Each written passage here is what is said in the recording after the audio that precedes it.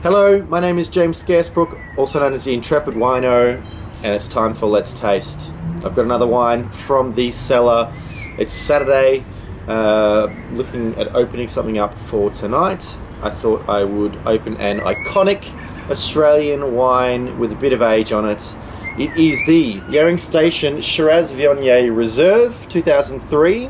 Shiraz Viognier, probably about 5 to 10 years ago, was one of the trendiest blends.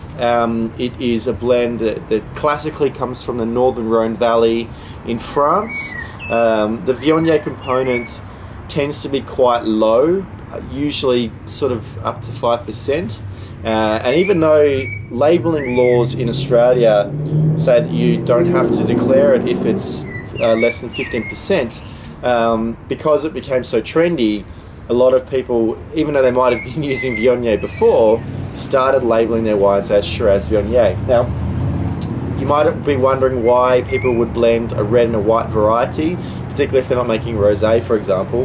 Viognier typically is blended with Shiraz in cooler climates because often it can sort of lift the aromatics a little bit. It brings out more kind of fruit characters on the nose, but they also kind of can give the wine a nice kind of glistening kind of impression, I guess, in the glass. So it became quite trendy. So I thought, like, Yering Station, very iconic Yarra Valley producer, historic, that site.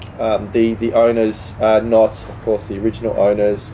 It's also the site where the historic Chateau Yering still is, one of the loveliest places to stay in the Yarra Valley. The wax on this is not great. Let's see how I go. Yeah, so this is was one of the kind of cult, I guess, or iconic Shiraz Viognier wines. Probably the most cult is Clonakilla. That was the one that got everyone really excited about Shiraz Viognier. There we go. Got that time. My trusty code 38, and the cork looks like it's in good condition. So let's have a look.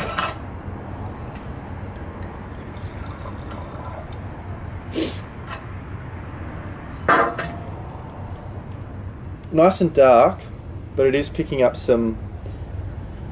a bit of browning around the edges, so that's showing a little bit of age.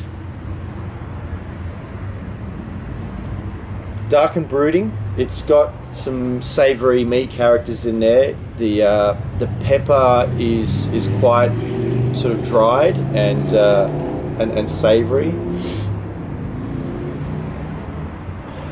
The fruits are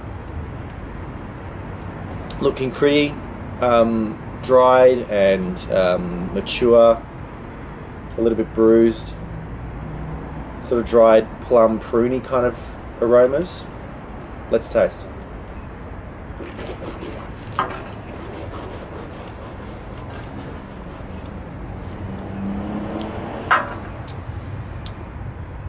Sitting in a really good spot at the moment.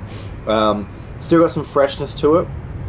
2003 was considered to be a reasonably warm year, so you would think that the wines would be developing reasonably quickly, and so it has got a bit of development, but it's holding together really well for 12 years. The tannins they're lively, but they've mellowed out quite a lot. It's not really aggressive. Sort of hard to see the alcohol here. 15% alcohol, so that's, that probably is reflective of the vintage, but also the varieties. But it's carrying that alcohol pretty well.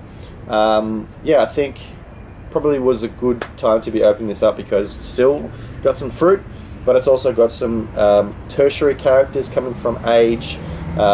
Clearly, it's a well-made wine. If I'm not mistaken, I think Tom Carson was in charge. He was a guest on the Vincast podcast fairly early on, so I do suggest going back and listening to that episode. But this is looking pretty good, actually. And I think, yeah, this is the last Yering Station wine from the cellar. So I haven't tried Yering Station wines for quite a while, so I'm interested to sort of know what they're looking at these days. I know that when Tom Carson was in charge, that was kind of one of the heydays for Yering Station, and this is a pretty accurate reflection of that. But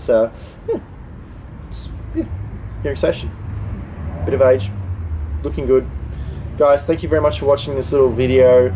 If you did enjoy it, please leave a like and a comment. Subscribe to the YouTube channel, Intrepid Wino, and watch more videos like this. Otherwise, until next time, cheers.